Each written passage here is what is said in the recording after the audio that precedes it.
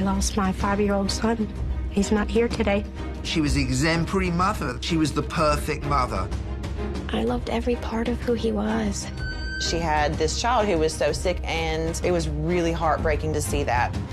One minute he's fine, and the next minute he's not. The murder of 5-year-old Garnet Spears made international headlines. She did everything on the internet to elicit sympathy. Seeing your child helpless strips you to the core. I hope he knows how much I love him. I've never came across anything so horrific. All that ran through my head was somebody has to fight for this little boy. Lacey Spears is not an innocent mother grieving the death of her son. It was really hellish. I mean, it was pure evil. It went from, oh my God, I'm so sorry, to, oh my God, did she do this?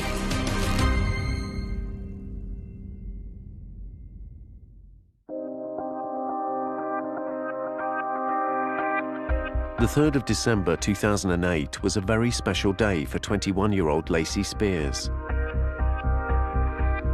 She gave birth to a healthy 6 pounds 14-ounce baby boy, and she named him Garnet. She had everything she'd ever dreamed of. Garnet he was an amazing little boy. He always had a smile on his face. He laughed a lot. He smiled a lot. He was a fun little guy. He was really a ray of sunshine. He brightened your day just instantly. Garnet had his life ahead of him when it was dramatically cut short. A series of mysterious and unexplained severe illnesses plagued him. In his first year alone, he was admitted to hospital 23 times. His devoted mother, Lacey, was by his side throughout.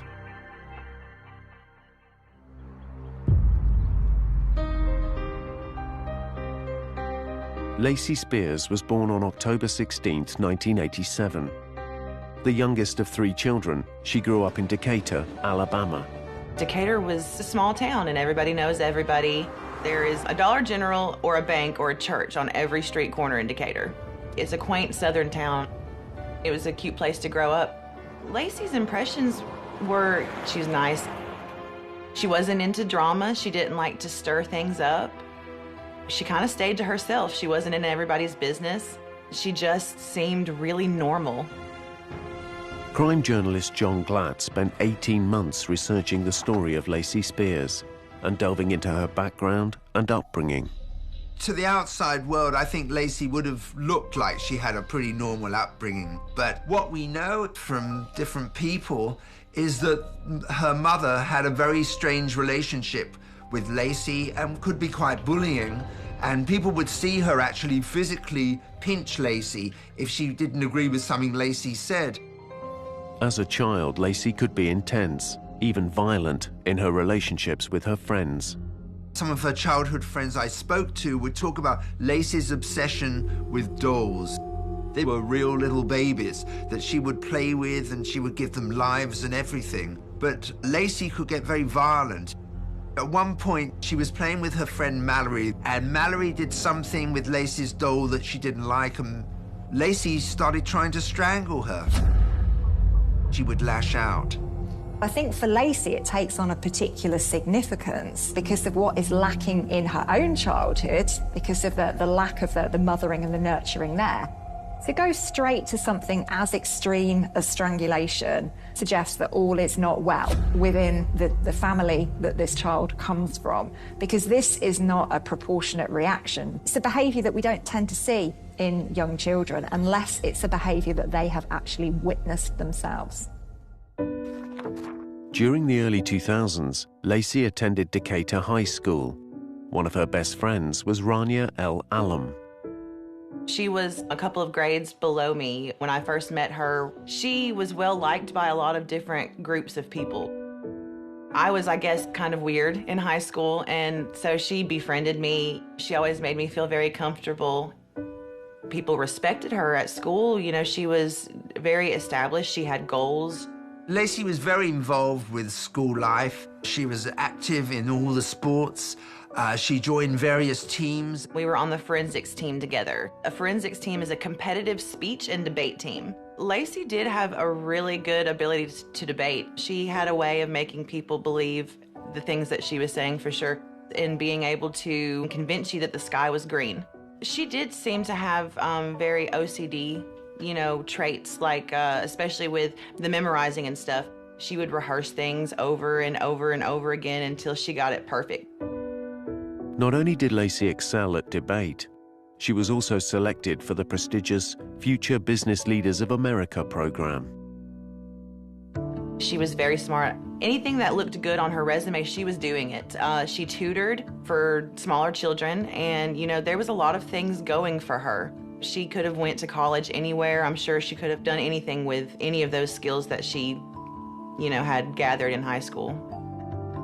Lacey graduated from high school in 2006. Although she had the potential to pursue further education, she chose to work at Childhood Network, a local daycare center. Lacey just loved being with little babies and taking care of them. She thrived at it. I mean, she'd be the first to open up and the last one out there at night to close. This was just the next extension to Lacey's kids' dolls, looking after little kids in the nursery. Alongside daycare, Lacey also volunteered to look after her friends' children. This began to attract controversy. She'd go out with them, and when somebody asked, what a beautiful baby, Lacey would claim to be the mother. And the real mothers found out and didn't like it, since mothers were getting very protective and they were starting to take their kids away. So I think Lacey decided it would be far easier if she just had her own baby. When I look at Lacey's behaviour at this stage in her life, when she's passing off other people's children as her own, this is incredibly disturbing indeed. She's trying on the role of the mother. She's giving it a test run. She's seeing how it feels. She's seeing how people react to her when she does it, but doing so in a very deceitful way. Looking after other people's children only made Lacey more desperate to have a child of her own. There was a lot of, circulation that maybe she was trying to trap people into getting her pregnant because she really wanted to be a mom. She actually posed for photographs showing her stomach like she was pregnant. And then suddenly she went away for a few weeks and she came back and she just dismissively said, well, actually, I had an abortion at the Caraway Methodist Center in Birmingham, Alabama. And then a friend pointed out that, in fact, they didn't do abortions there. And Lacey changed her tune and said, well, actually, I had it in Florida. Everybody was really confused at that point because somebody who had said they really wanted to be a mother and, loved children, you don't have an abortion when that's what you want. In 2008, at age 20, Lacey once again announced she was pregnant. This one was also shrouded in mystery. That was like, where did that come from? Like, nobody knew who the father was. There was some posts made on social media where she said the father had died. Lacey posted across a series of social media platforms. On one blog, she claimed Garnett's father was a local law enforcement officer who was involved in a fatal accident. Death freaking hurts. It's cruel, unfair, unrealistic, and horrible beyond measure. I was too young to experience life without my soulmate. Lacey always said that he was a kind, loving man. She said that he was a police officer. Of course, everybody wants to support their men in the blue, and so that struck a chord with a lot of people's feelings as well, knowing that they were suffering this great loss. You don't want to imagine any child growing up without a parent. It is one of those things that it breaks your heart. Lacey's dream of being a mum came true when her son Garnett was born in December 2008. He appeared to be a healthy baby, but it wasn't long before he developed complications. Right after Garnett was born, Lacey came back to the hospital. She was saying that Garnett was unable to hold any food down and was a very sick child. The hospital would examine him and put things right. And Lacey would come repeatedly back to the hospital to say that Garnett was not eating properly and there was something wrong. Each time Garnett was ill, Lacey would post updates on her social media platforms. On days when Garnet is sick, as he is today, I really struggle to understand why. Why my sweet little boy has had to fight for his life since day one. From the beginning, Lacey made all these claims of that he couldn't eat and he wouldn't keep food down. So the doctors, when they're evaluating a child that young, they have no way of knowing, only by what the parents tell them. Lacey had persistently told doctors that Garnet was vomiting every mealtime, and he was diagnosed with a serious digestive illness.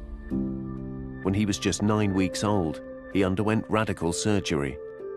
In layman terms, they would take the stomach and put a trap in it, and that would help him not vomit foods and be able to hold him down.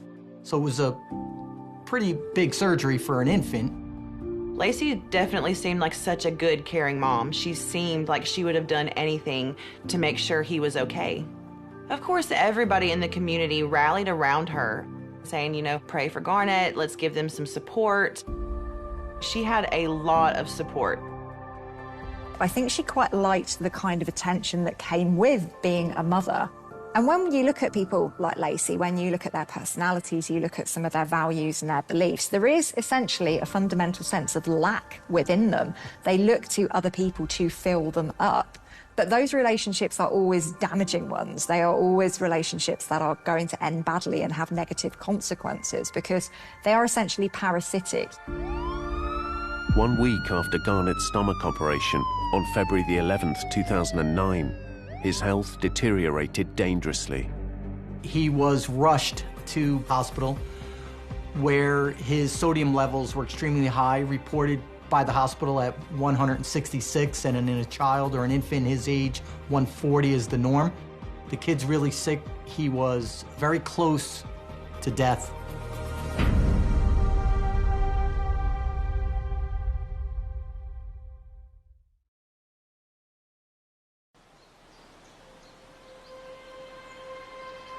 Garnet Spears was only 9 weeks old when he was rushed back into hospital, fighting for his life. Garnet was tested, and to their horror, they found the salt in his body. His sodium levels were up to 166, where normal would be 140.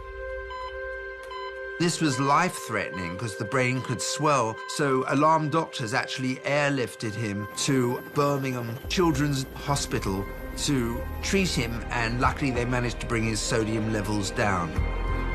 Doctors couldn't figure out how Garnet's sodium levels had got so high. But once they had returned back to normal, Garnet was allowed to return home. Every step of the way, Lacey kept everyone informed through her blog. Heavy-hearted tonight, Garnet has hit another rough patch. He hasn't ate in days, says his stomach hurts. Just another piece of his journey, one I was hoping was in the past. By the age of 9 months, he was back in hospital for his second major operation, the fitting of a gastrointestinal tube. Garnet was brought to the doctor, and they were saying that he was suffering from failure to thrive, which is a condition that no matter how much you take in the nutrients, you don't get enough of them. So they actually gave him a stomach tube for him to be fed through. That was supposedly the only way he could take food down, was if she put it into the port that he had in his stomach.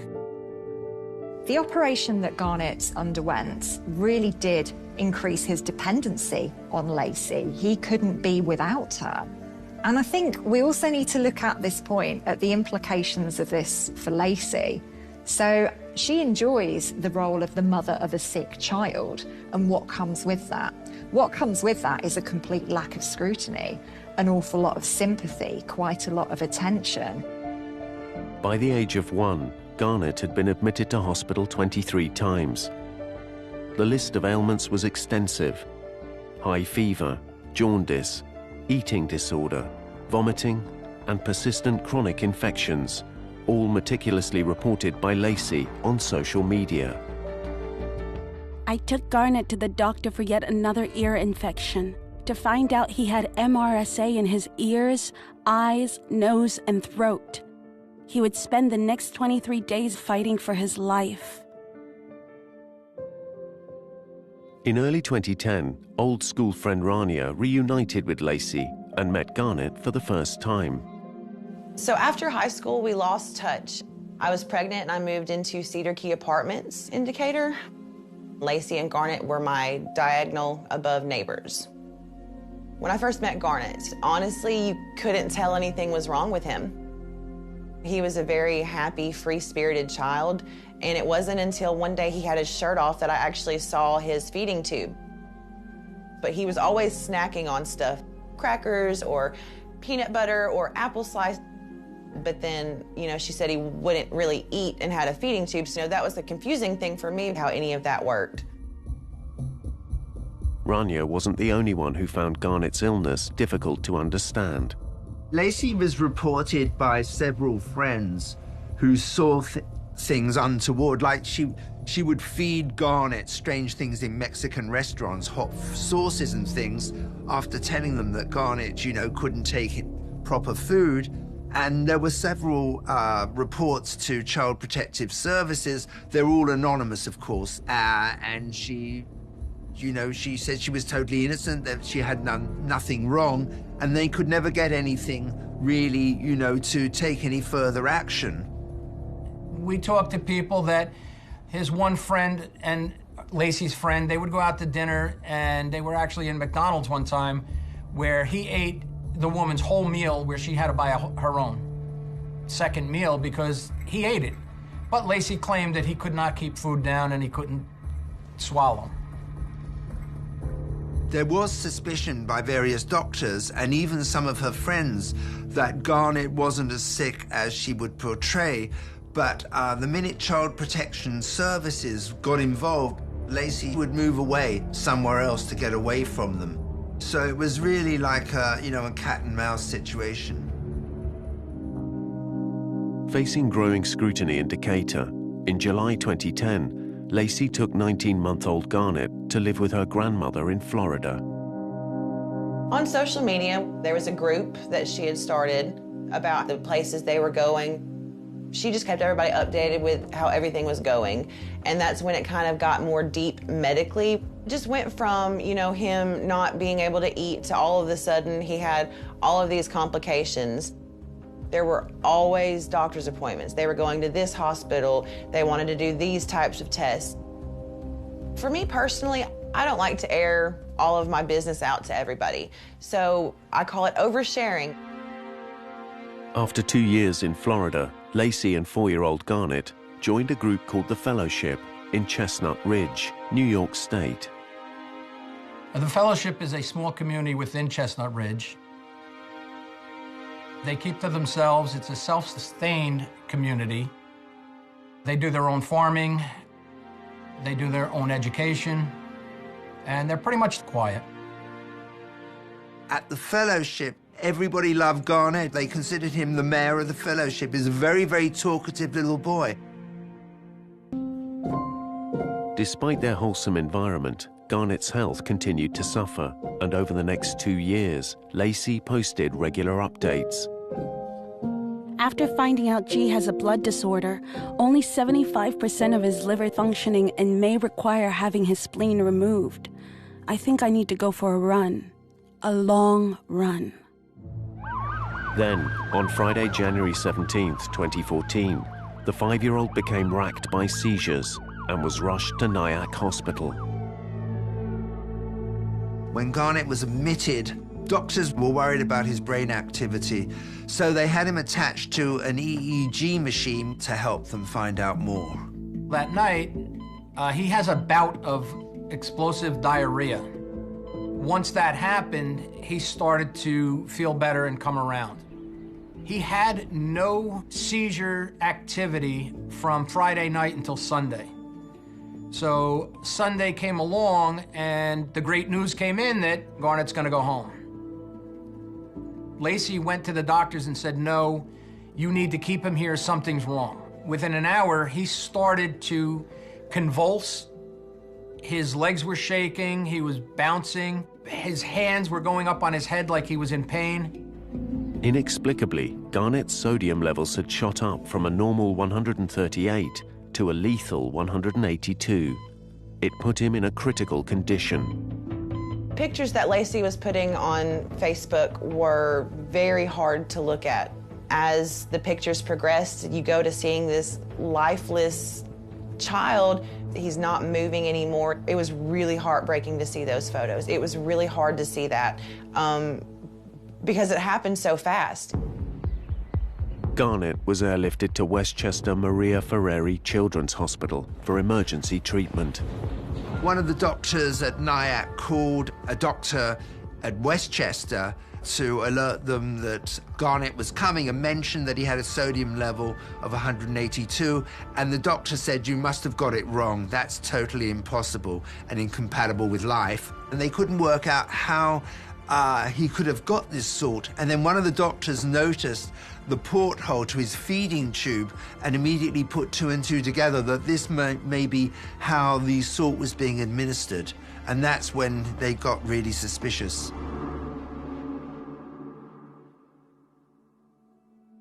Two days after Garnett was airlifted, he took a turn for the worst, and on January 22nd, doctors declared him brain dead.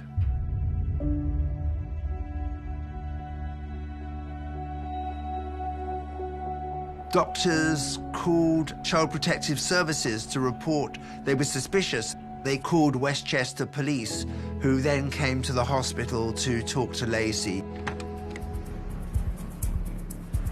When I first saw Garnett Spears, he was intubated in the intensive care unit for pediatrics. His mom was sitting nearby, and he did not look good to me. I was a little taken back on how calm she was.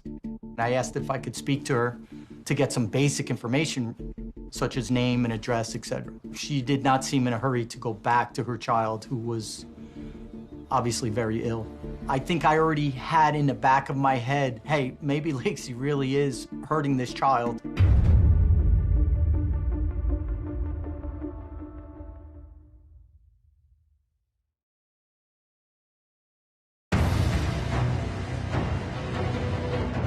Garnett Spears' short life was plagued by trauma and serious illness.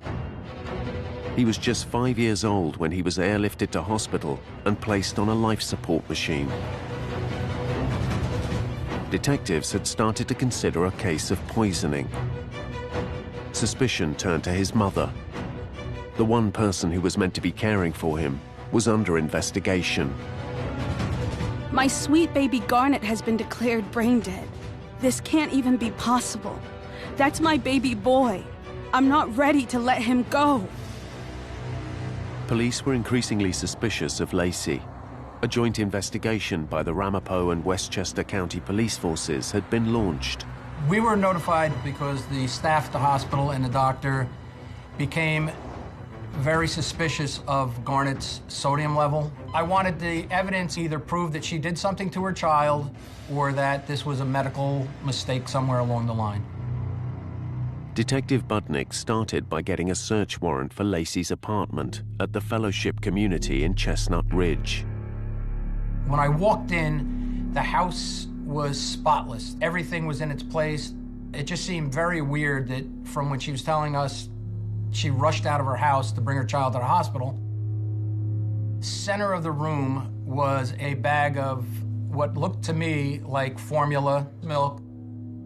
In the little kitchen area, there was a shrine. It was a picture of Garnett with the items that she described she was giving him as holistic medicine. But next to that was a big red flag for me, a container of salt, table salt.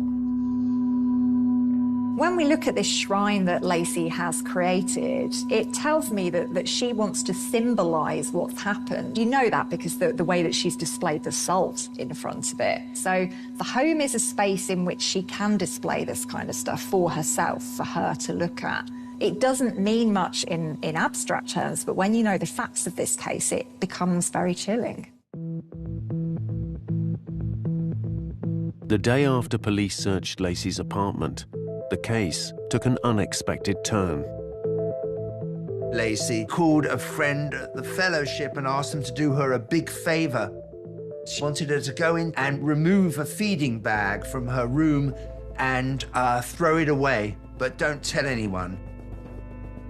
That friend then got suspicious and alerted the person that ran the fellowship to tell them about it, and they locked it away in order to give it to the police in case it was evidence.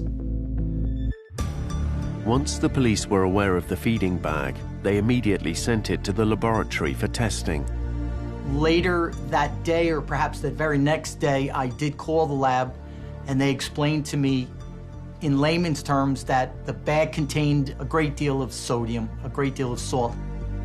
We're talking about the equivalent of 69 salt packets inside one of those feeding bags. Well, now I'm pretty sure that I'm not looking for a medical malpractice. I'm not looking for someone that did something in the hospital that triggered this. We're looking at Lacey because she's the one that fed him that bag. Now under intense scrutiny, and with the world's media following this horrific case, Lacey maintained her innocence. Lacey immediately lawyered up. Well, her defense was that somebody else could have planted the salt in the feeding bag because it was several days before it was actually taken into custody by the police. I wonder who would have done that. I think the feeding bag really was seen as a get-out-of-jail-free card. This was a piece of incredibly compelling evidence, but it had been compromised. The validity of it was questionable. The chain of custody had been broken, essentially. So its validity, its value for the actual case was very shaky. On January 23rd, 2014, Garnet Spears was taken off life support. I sat watching my son. Garnet's heart began to beat out of his chest. I could see it. I watched and held my son as he took his last earthly breath.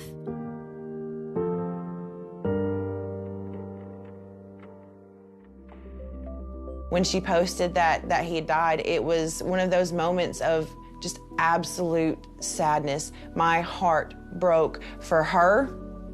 Losing a child is, I know, has to be one of the most devastating things to go through. On Lacey's blog pages, condolences flooded in.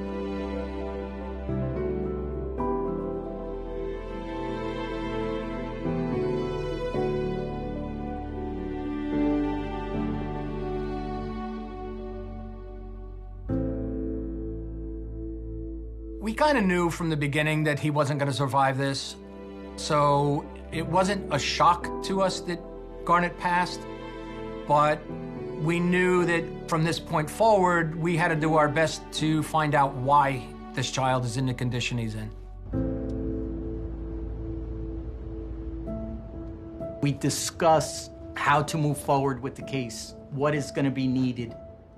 It was determined that we would have to go back to the day that Garnet Spears was born and check every single hospital record from then till the day he died. And all that ran through my head was justice for Garnet. Somebody has to fight for this little boy. Thousands and thousands of hours went into this case.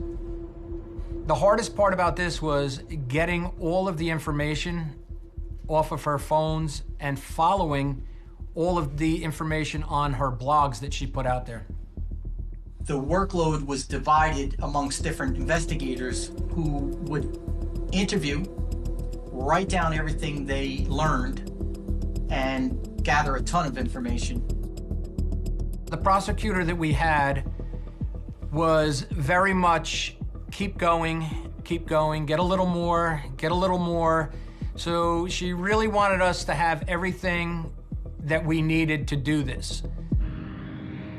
The medical records of Garnet Spears, it led us to different states. So we found ourselves flying to Florida, visiting different doctors and hospitals. We flew to Decatur, Alabama to know exactly what happened to Garnet, to fill in all those years and the gaps.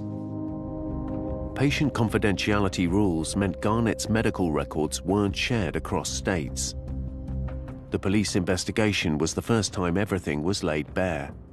While they were in Alabama, there was a study done where they had a nutritionist actually feed him. He was able to take a full bottle without having this retching. So after all the operations that he had, he couldn't throw it up, he would just retch. And when they fed him in the hospital, he didn't do that. So according to Laci, he did it all the time, but when they did it, it didn't happen. We don't know how many times she's gone to the doctor that we don't know about because she kept switching doctors. When it was getting that the doctors were suspicious of her, she would just move away. There is no way for that doctor to know anything previous about Garnet Spears unless Laci Spears tells the doctor. Those notes are confidential. There's no way for this doctor to know. So she would avoid having things catch up with her by moving from state to state, from practitioner to practitioner. And the way that these systems are designed does make it kind of ideal for people like Laci to operate. And in my experience, I've seen quite a few healthcare serial killers who operate in hospitals and medical practices performing exactly this kind of behavior. The medical investigation was producing multiple anomalies. But the most startling one came from a search into Laci's past. Laci told us that Garnet's father was a police officer who died in a horrific car crash. That was important information and easily investigated, which obviously we did later on. And it turned out that he was still alive, and he was a sergeant in a sheriff's department in Alabama. We discovered that the real father was potentially a gentleman named Chris Hill. And Chris Hill was a neighbor of Laci's in the apartment complex in which she lived in Decatur, Alabama. As more inconsistencies were discovered, pressure mounted on Laci. I did not murder my son. I did not hurt my son. I loved my son.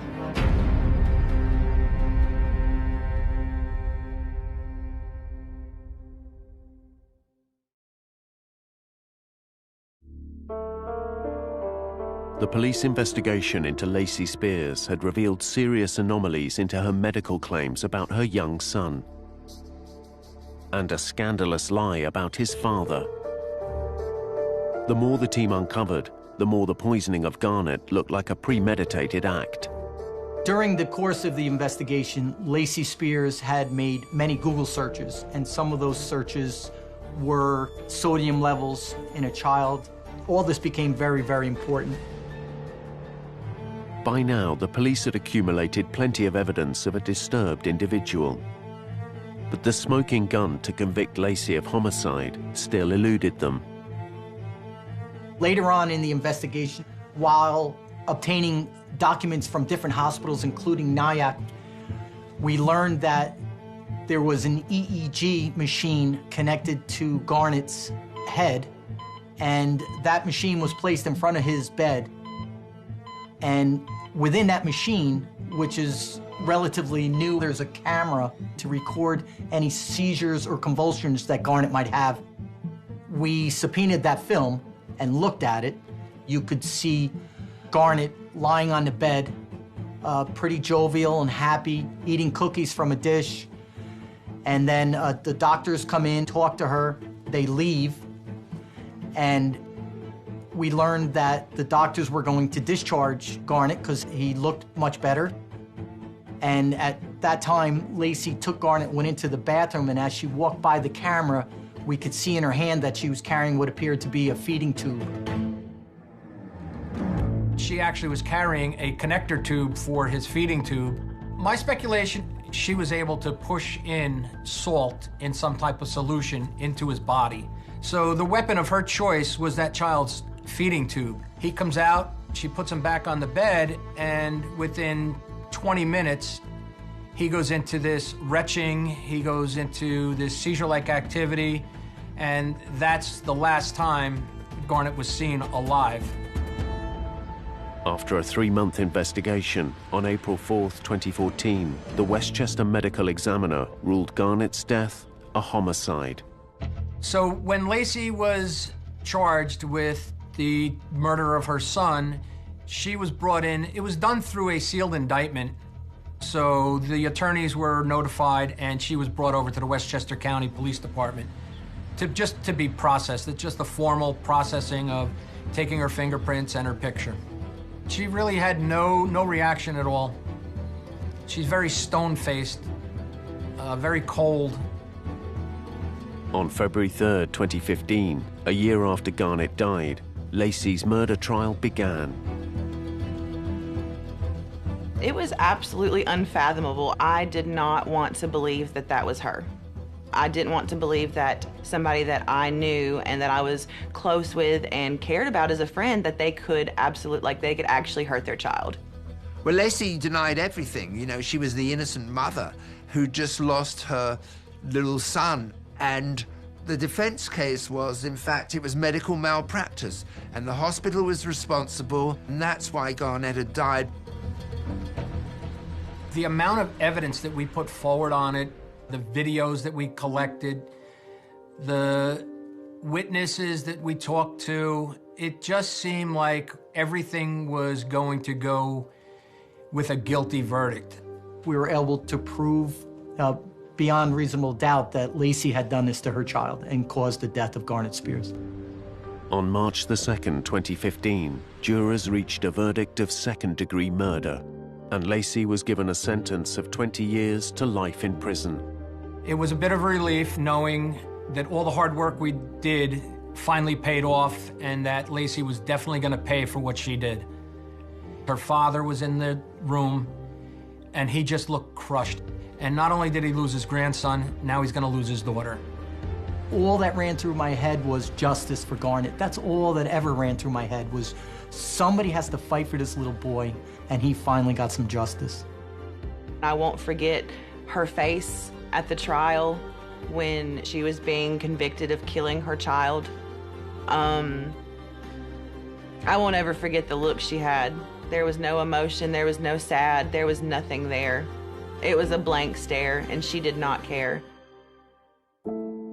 I was very affected by the case, living it for like 18 months and then covering the 2-month trial. We had to sit through the EEG machine video at the trial and actually watch Garnett go into seizures and try and retch up this salt which had been given to him. But after the operation he had as a baby, he could never be sick. So it was really hellish.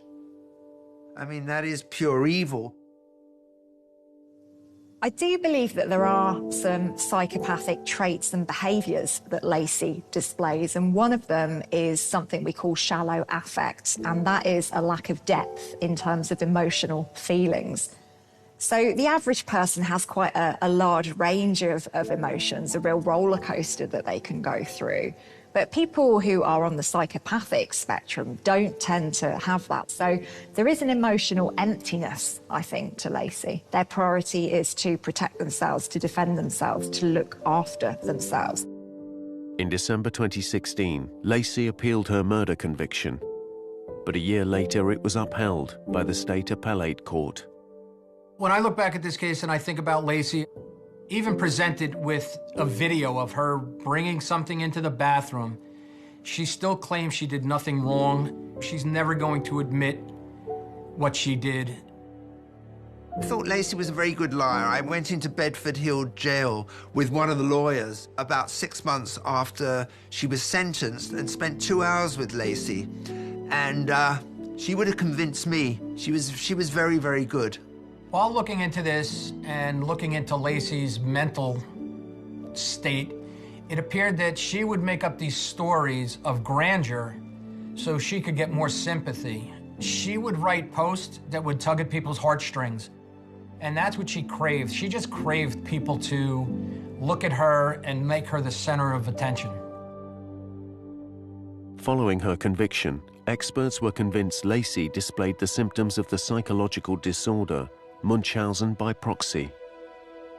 Munchausen syndrome by proxy is a disorder in which you fabricate symptoms of illness in other people in order to benefit from the outcomes of being their caregiver. For people who have Munchausen syndrome by proxy, what is essentially driving them is the validation and the attention that comes with that role as the caregiver, as the hero, essentially. Because what that role actually conceals is an underlying sense of shame, an underlying sense of not being very happy with the people that they are. And this is a common theme that we find in many cases of murder, that the perpetrators have an undercurrent of shame. I think it's really important for people to know that these things happen, and it literally can be somebody sitting right beside you that you don't have any indication of evil or anything like that. You know, really just opening people's eyes that things are going on right underneath your nose. So it's always good, and if you ever feel like there's anything that is iffy or questionable, you know, it's always going to be the better bet to go and let somebody know or bring it to somebody's attention. What makes Lacey's case so interesting is that she did everything on the internet to elicit sympathy. She had MySpace, Facebook, and Instagram accounts. She'd spent her whole life kind of getting sympathy through Garnett, and she just kept upping the stakes and upping the stakes. So really, she took Munchausen by proxy to a whole new level. I have no idea what could have possibly been in her mind. I can think of 12,000 reasons right now off the top of my head to get attention that don't include killing your child. Garnett's story is important to be told because a lot of people still don't know about Munchausen by proxy. When you tell them, they're like, huh. So I don't believe it has enough attention as it should, because kids are the ultimate victims. Munchausen syndrome by proxy is a recognized mental illness often identified by a pattern of behavior. But unlike in the UK, in the US, patients' medical records cannot be shared between doctors, so the pattern of Garnett's illnesses was never picked up on. When looking back, were there anything that someone could have done differently that may have saved his life?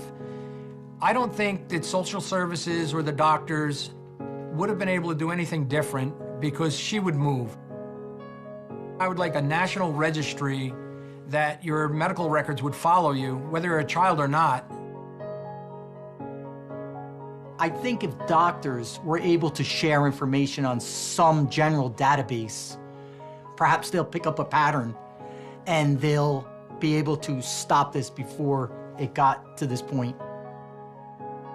Alert authorities sooner, perhaps save a life.